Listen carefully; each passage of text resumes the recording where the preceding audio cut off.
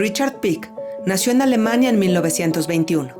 Conoció ahí a Lore Steiner y comenzaron una relación. Sin embargo, la guerra también inició. Y mientras Lore emigró hacia México, Richard se dirigió a Estados Unidos. En aquel país, se ofreció como voluntario para el ejército. Y el destino lo llevó a desembarcar en Normandía, en una de las operaciones más importantes de la Segunda Guerra Mundial. Hoy, en entrevista para Enlace Judío, Susan Pick, hija de Richard, nos cuenta la fascinante historia de su padre.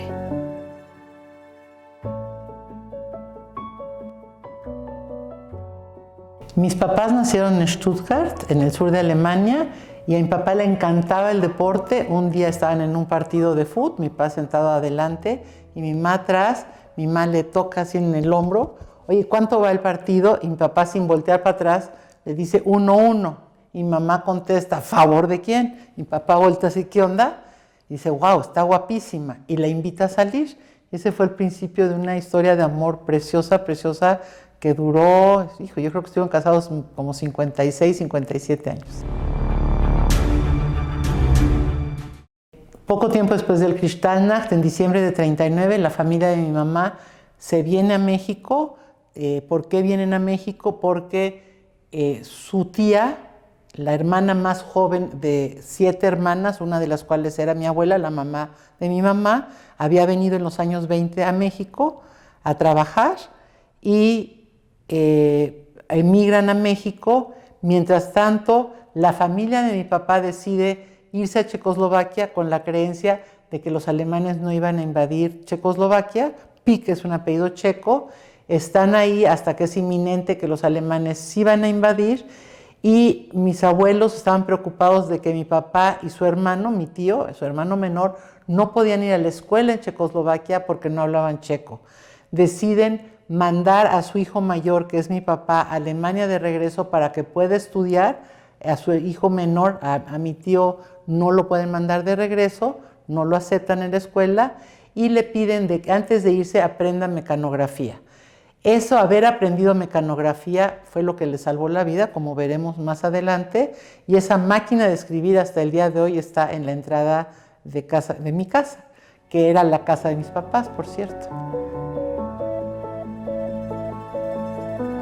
Mi papá llega a Alemania, consigue trabajo en una agencia que los nazis tenían para ayudar a los judíos, y estando trabajando en esa agencia como asistente, y que le ayudó muchísimo en la mecanografía, su jefa un día le dijo: oye, pues tú eres judío, ¿no?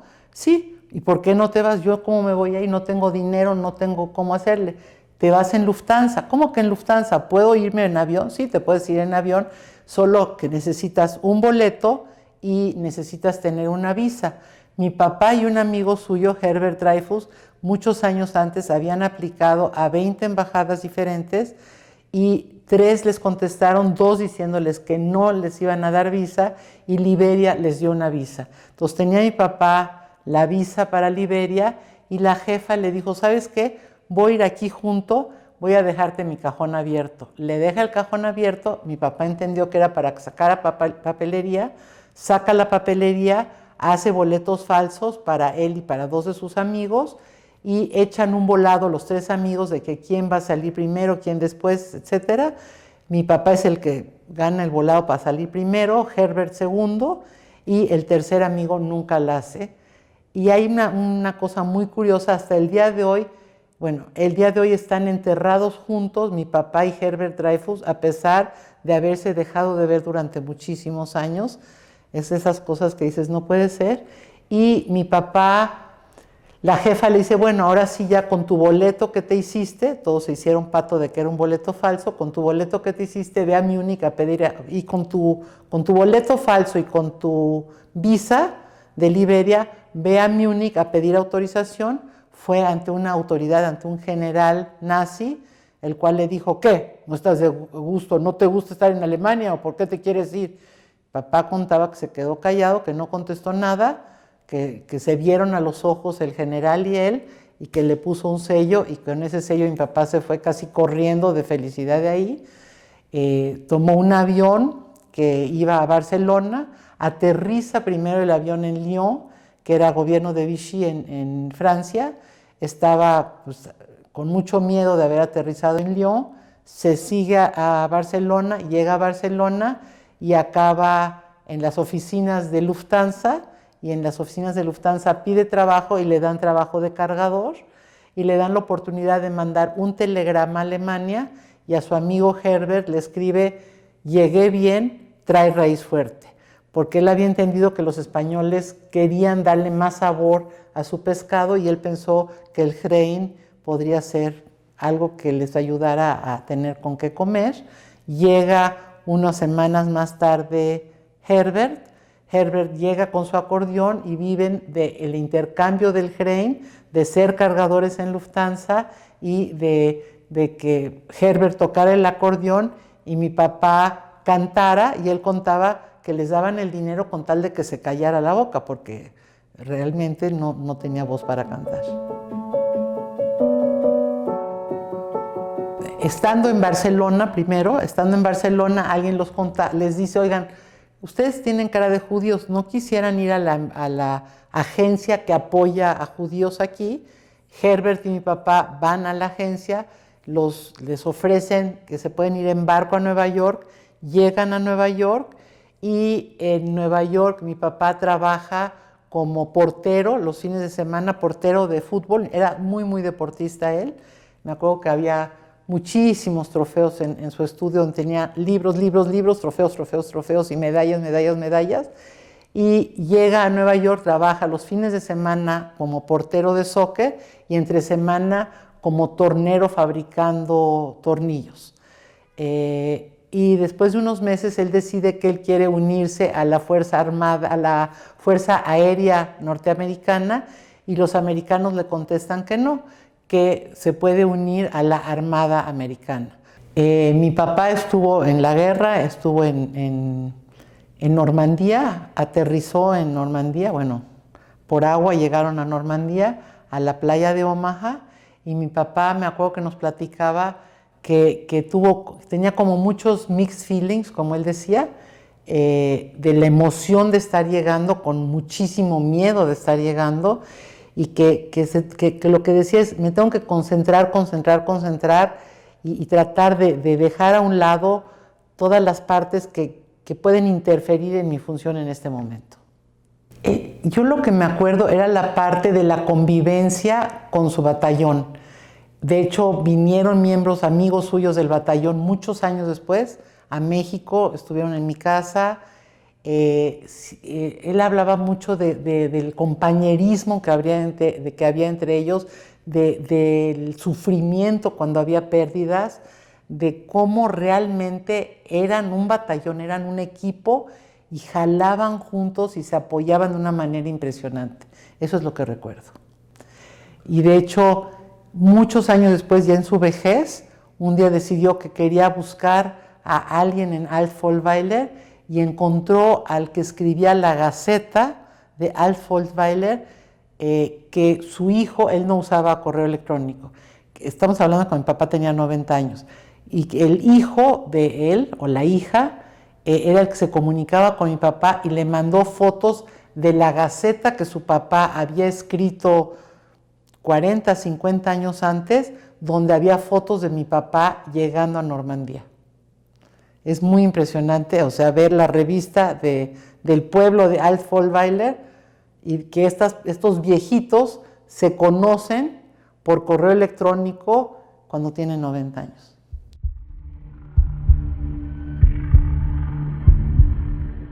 Al final de la guerra mandan a 5 americanos, el grupo el batallón, de varios batallones mandan a 5 americanos al búnker de Hitler, y como mi papá habla alemán, aunque ya es americano, porque para entrar a la guerra con el ejército americano lo vuelven americano, es uno de los 5 americanos que mandan al búnker, abren el búnker de Hitler, sacan una bandera, la cual después tuvo mi papá y hoy en día la tiene mi sobrino en Washington, sacan una serie de documentos que entregan al ejército americano y el ejército americano decide cuáles sí les sirven, cuáles no. Los que no, también papelería de Hitler, también papelería de otros gobiernos de Alemania. Todo esto lo encuentran en el cajón del escritorio de Hitler y hasta hace unos meses estaba todo esto en mi casa. Hoy en día está en Washington, en casa de mi sobrino, que mi papá le heredó todos estos documentos a mi sobrino, al hijo mayor de mi hermano.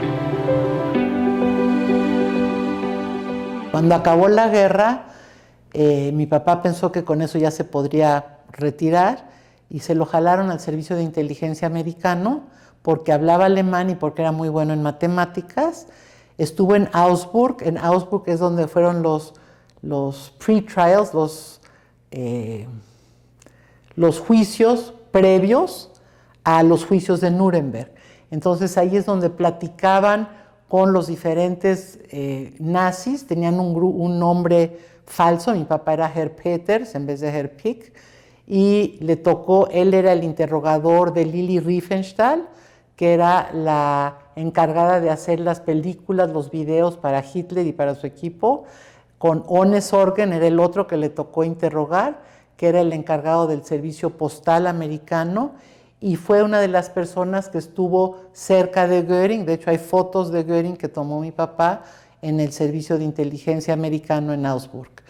Él contaba cómo le enseñaban a hacer preguntas y cómo a no hacer preguntas, que fue algo que siempre decía que le sirvió toda su vida. Ahí aprendió también lo que implicaba como que poner cara de palo a pesar de las emociones que se le movían al estar hablando con estas personas, que él sabía que eran responsables de un destino de su familia que él en este momento todavía no sabía cuál era, lo que implicaba esta fortaleza, esta perseverancia. Mi papá era un cuate de que donde ponía el ojo, si estaba seguro que eso quería hacer, iba para allá y con mucha intuición, mucha intuición.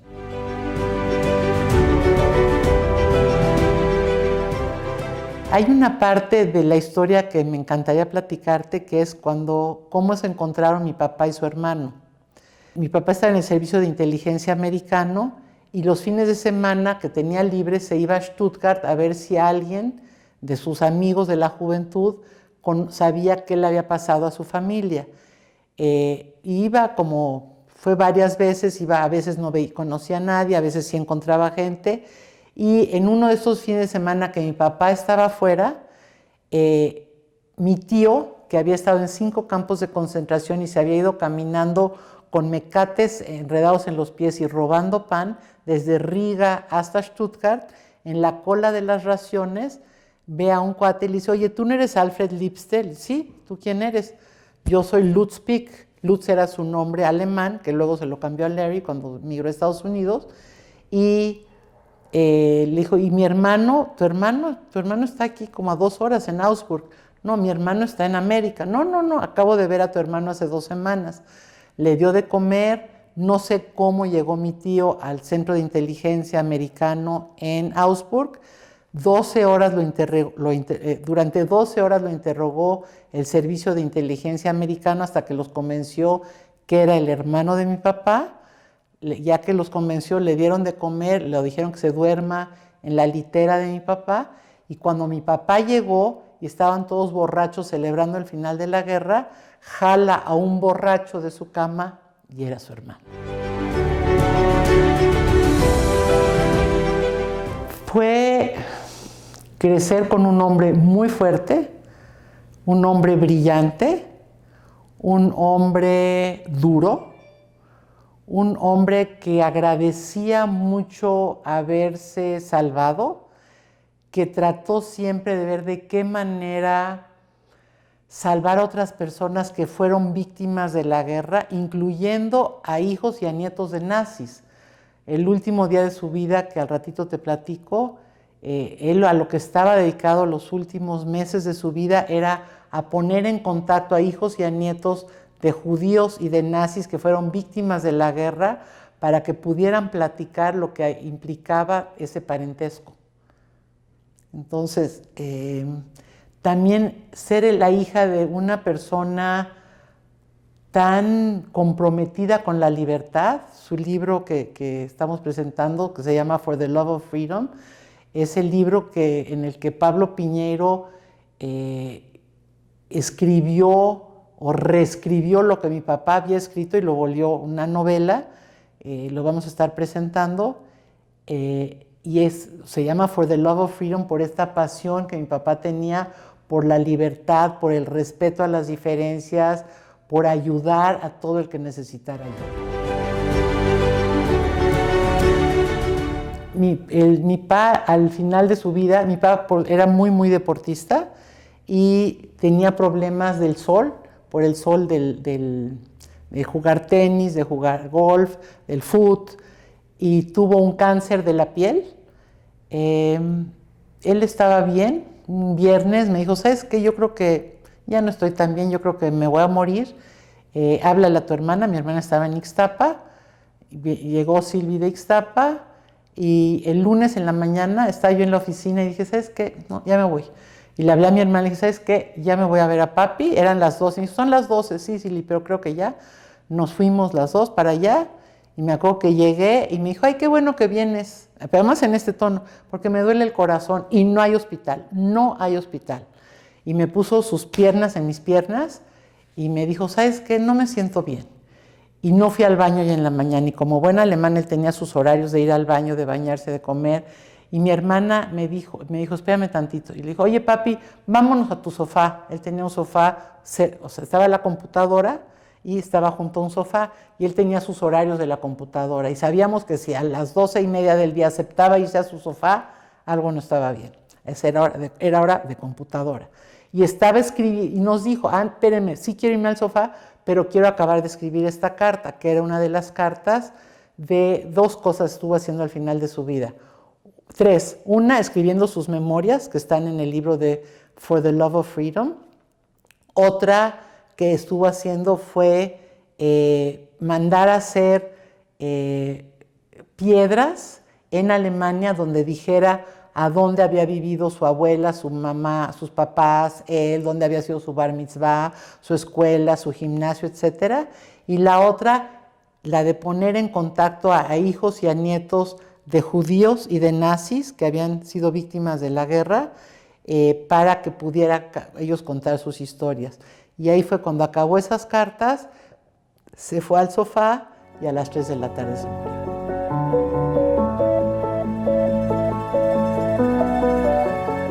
Mi papi había empezado a escribir sus memorias desde hacía algún tiempo, y al final de su vida, como a los 80 y tantos años, un día me dijo, algún día me encantaría que esto se publique. Y yo le dije, y a mí me gustaría que se haga una película o una serie. He estado buscando personas que quieran hacer una serie, no tengo esos contactos, y me encantaría poder cumplir esta promesa que le hice. Y lo del, ya voy a llorar, y lo del libro, pues fue también, él escribió el libro. Pablo es un escritor maravilloso, además un tipo bellísimo, lindísimo, con un corazón de este tamaño, y me acerqué a él para ver si él estaría dispuesto a escribirlo, y Pablo aceptó y lo escribió. Si quieres adquirir el libro, simplemente te metes a Amazon, pones Richard Peak o pones For the Love of Freedom, está en inglés el libro, y ahí lo puedes comprar. Va a tener un precio muy bajo, alrededor de como 100, 150 pesos, y lo vas a poder comprar para recibirlo impreso o para leerlo en Kindle. Nadia, te quiero agradecer a ti, a Enlace Judío, a Natán, la oportunidad de platicar de 2 seres extraordinarios, de 2 personas que dejaron un legado precioso en términos de su familia, de amor, de libertad, de reír, de compartir, de estar ahí para muchas, muchas, muchas personas. Mil gracias.